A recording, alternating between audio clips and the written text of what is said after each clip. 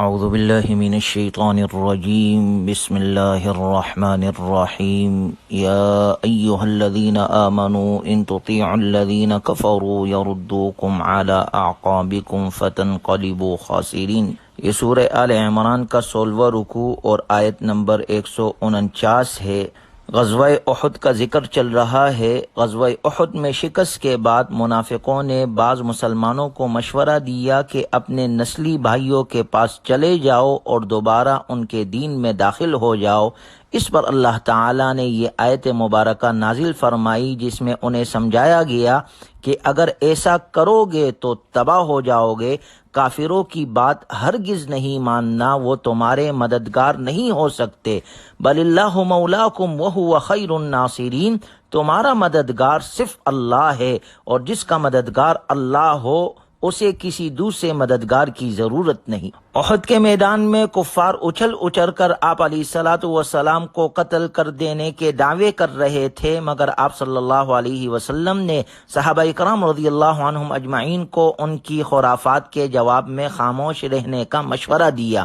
لیکن جب ابو سفیان نے حبل کی جیت کا نعرہ لگایا تو آپ علیہ الصلوۃ والسلام خاموش نہ رہ سکے۔ آپ صلی اللہ علیہ وسلم نے حضرت عمر رضی اللہ عنہ سے فرمایا، جواب دو، اللہ اعلی و اجل، اللہ سب سے بلند اور بزرگ ہے۔ پھر ابو سفیان نے کہا، لنا عزا ولا عزا لکم، ہمارے لیے عزا بت ہے اور تمہارے پاس کوئی عزا نہیں۔ آپ صلی اللہ علیہ وسلم نے فرمایا، جواب دو، لنا مولانا ولا مولا لکم، اللہ ہمارا مددگار ہے اور تمہارا مددگار نہیں۔ آیت کریمہ میں بھی اسی واقعے کی طرف اشارہ ہے۔ اہل ایمان کے لیے اللہ تعالیٰ کی نصرت کے مظہر میں سے ایک یہ بھی ہے کہ اللہ تعالیٰ نے کفار کے دلوں میں ان کے شرک اور بت پرستی کی وجہ سے مسلمانوں کا رعب ڈال دیا۔ یہ اسی رعب کا نتیجہ تھا کہ غزوہ احد کے ابتدا میں مشرکین کا لشکر میدان جنگ سے بھیڑ بکریوں کی طرح بھاگ کھڑا ہوا اور صنف نازک کے تانے بھی ان کے قدموں کو نہ روک سکے۔ پھر موقع ملنے کے باوجود ان کا جنگ کو ادھورا چھوڑ کر چلے جانا اور آگے جا کر واپسی کے مشورے کے باوجود واپس نہ آنا، یہ سب اس ایمانی رعب کا نتیجہ تھا۔ پھر اس موقع پر غور کیا جائے تو کفار کا لشکر بظاہراً کامیاب ہوا، لیکن حقیقتاً انہوں نے کامیابی حاصل نہیں کی، کیونکہ نہ تو وہ مال غنیمت کو جمع کر سکے، نہ انہوں نے مسلمانوں میں سے کسی کو قیدی بنایا، اور نہ وہ مدینہ منورہ میں داخل ہو سکے، جس کا احساس ان کو وہاں سے چلے جانے کے بعد ہوا، اور واپسی کا ارادہ بھی انہوں نے کیا، لیکن اللہ نے ان پر مسلمانوں کا ایسا رعب ڈال دیا کہ وہ واپس نہیں آئے۔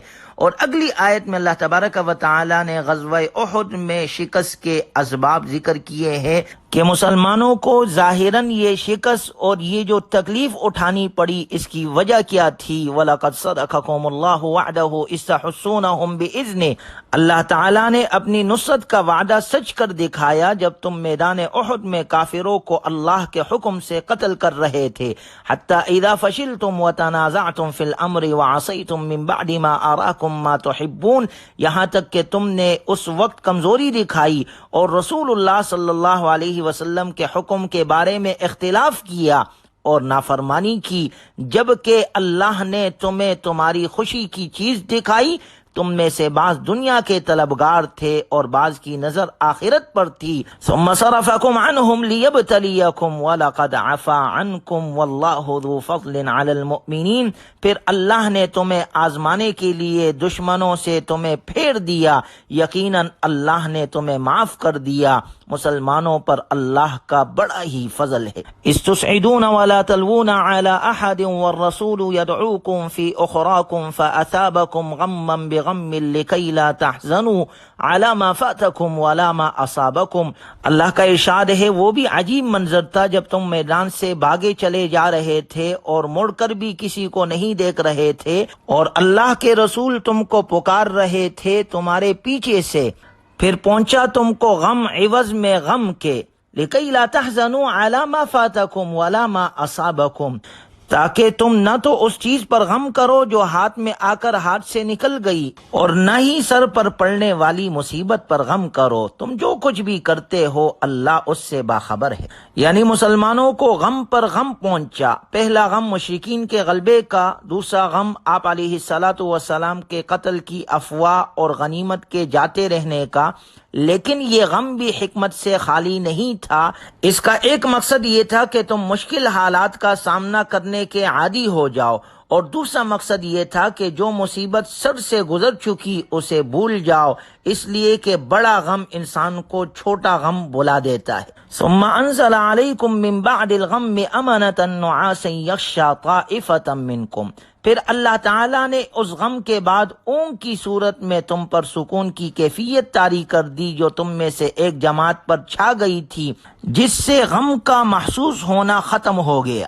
لیکن ان کے مقابلے میں دوسرا گروہ جو منافقین کا تھا، جنہیں سکون میسر نہیں تھا، انہیں اپنی جانوں کی فکر پڑی ہوئی تھی، انہیں رسول اللہ صلی اللہ علیہ وسلم سے اور دین اسلام سے کچھ بھی ہمدردی نہ تھی، اور اللہ تعالیٰ کے بارے میں حق کے خلاف جاہلیت کے خیالات پکار رہے تھے۔ کہتے تھے کہ ہماری تو کچھ نہیں چلتی ہے، ہم نے تو پہلے ہی کہا تھا کہ شہر سے باہر جا کر نہ لڑنا، اور ہماری بات چلتی، ہمارے رائے پر عمل ہوتا تو کیوں مارے جاتے۔ اللہ تعالیٰ نے فرمایا ان کو جواب دے دو، قل ان الامر کلہ للہ، کہ سب اختیار اللہ ہی کو ہے، سب کام اللہ کی قضا اور اللہ کے حکم کے مطابق ہوتے ہیں۔ اگر تم اپنے گھروں میں ہوتے ہو تب بھی وہ لوگ گھروں سے نکل کر اپنی اپنی قتل گاہوں میں پہنچ جاتے جن کے بارے میں مقتول ہونا مقرر ہو چکا تھا۔ پھر فرمایا وَلِيَبْتَلِيَ اللَّهُ مَا فِي صُدُورِكُمْ وَلِيُمَحِّصَ مَا فِي قُلُوبِكُمْ وَاللَّهُ عَلِيمٌ بِذَاتِ الصُّدُورِ، اور تاکہ اللہ آزمائے جو تمہارے سینوں میں ہے، اور تاکہ اس کو صاف کرے جو تمہارے دلوں میں ہے، اور اللہ سینوں کی باتوں کو جاننے والا ہے۔ مطلب یہ ہے کہ یہ جو کچھ ہوا اس لیے پیش آیا کہ اللہ تعالیٰ تمہارے باطن کی آزمائش فرمائے، کیونکہ مصیبت کے وقت سچوں اور جھوٹوں کا پتہ چلتا ہے۔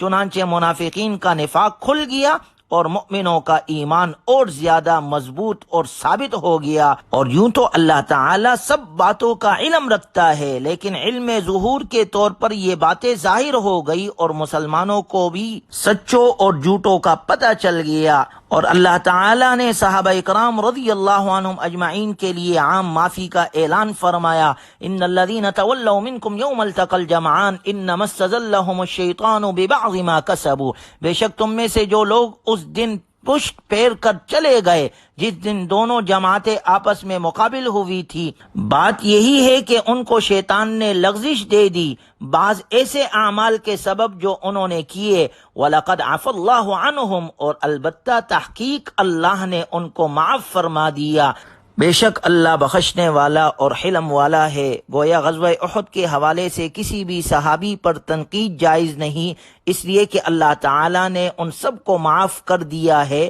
اور اس معاف کرنے کا ذکر اللہ تعالیٰ نے بار بار کیا ہے۔ 17ویں رکوع میں اللہ تعالیٰ کا ارشاد ہے کہ کافروں کی طرح نہ ہو جاؤ جن کو جہاد میں جانا پسند نہیں۔ یا ایھا الذین آمنوا لا تکونوا کالذین کفروا وقالوا لاخوانهم اذا ضربوا في الارض او كانوا غزا لو كانوا عندنا ما ماتوا وما قتلوا، اے ایمان والو ان لوگوں کی طرح نہ ہو جاؤ جو کافر ہے، ان کے بھائی جب سفر کے لیے یا جہاد کے لیے نکلتے ہیں اور انہیں کوئی حادثہ پیش آ جائے تو کہتے ہیں کہ اگر وہ ہمارے پاس ہوتے تو نہ مرتے اور نہ مارے جاتے۔ ان کے دل میں اور زبان پر ایسی باتیں اس لیے آتی ہے تاکہ ان کے دلوں میں حسرت کی آگ جلتی رہے۔ واللہ یحیی و یمیت، زندگی اور موت اللہ ہی دیتا ہے اور تمہارے سارے کاموں کو اللہ خوب دیکھ رہا ہے۔ وَلَئِن قُتِلْتُمْ فِي سَبِيلِ اللَّهِ أَوْ مُتُّمْ لَمَغْفِرَةٌ مِّنَ اللَّهِ وَرَحْمَةٌ خَيْرٌ مِّمَّا يَجْمَعُونَ، اگر تمہیں اللہ کی راہ میں قتل کر دیا جائے یا مر جاؤ تو یاد رکھو کہ اللہ کی بخشش اور رحمت اس سے کہیں بہتر ہے جسے لوگ جمع کرنے میں لگے ہوئے ہیں وَلَئِن مُتُّمْ أَوْ قُتِلْتُمْ لَإِلَى اللَّهِ تُحْشَرُونَ، خواہ تم مر جاؤ یا مار دیے جاؤ، بہرحال تمہیں اللہ ہی کے حضور پیش ہونا ہے۔ یعنی ہر مرنے والے کو بلا آخر اللہ کے دربار میں پیش ہونا ہے، خواہ وہ دنیا کی محنت کرتے ہوئے مر جائے یا دین کی محنت کرتے ہوئے۔ اگلی آیات میں نبی صلی اللہ علیہ وسلم کے اخلاق کریمانہ کا ذکر ہے۔ فَبِمَا رَحْمَةٍ مِّنَ اللَّهِ لِنْتَ لَهُمْ وَلَوْ كُنْتَ فَظًّا غَلِيظَ الْقَلْبِ لَانفَضُّوا مِنْ حَوْلِكَ۔ اس آیت مبارکہ میں حضور علیہ الصلوۃ والسلام سے خطاب ہے اور آپ علیہ الصلوۃ والسلام کے اخلاق کریمانہ کا ذکر ہے، لیکن حقیقت میں تمام مسلمانوں کو ان اخلاق کے اختیار کرنے کی ترغیب ہے۔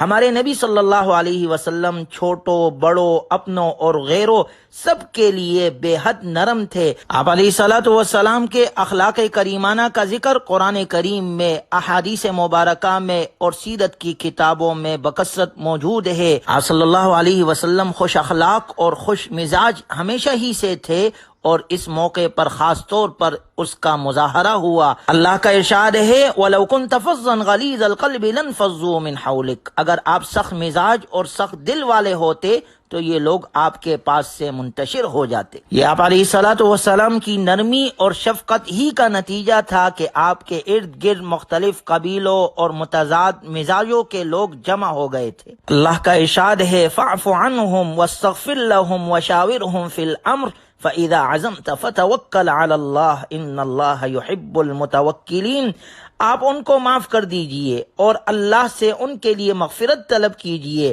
اور خاص خاص باتوں میں ان سے مشورہ لیتے رہے۔ پھر جب آپ کسی کام کا عزم کر لے تو پھر بھی اللہ ہی پر بھروسہ کرے، بے شک اللہ کو توکل کرنے والوں سے محبت۔ چنانچہ آپ علیہ الصلوۃ والسلام کے یہ اخلاق کریمانہ تھے کہ آپ صلی اللہ علیہ وسلم سب سے محبت کرتے تھے، کسی سے غلطی ہو جاتی تو آپ معاف کر دیتے، اور ایسوں کے لیے اللہ کے لیے استغفار بھی کرتے تھے۔ اور آپ علیہ الصلوۃ والسلام اپنے صحابہ کرام رضی اللہ عنہم اجمعین سے باہم مشورہ بھی کرتے تھے۔ گویا ملک، جماعت، ادارے اور گھر کے سربراہ کو چاہیے کہ اپنے ماتحتوں سے مشورہ کرتا رہے، مشورے میں خیر ہوتی ہے اور کوئی بہتر سے بہتر صورت سامنے آ جاتی ہے۔ اللہ ہمیں قرآنی تعلیمات پر عمل کرنے والا بنائے۔ وآخر دعوانا ان الحمد للہ رب العالمین۔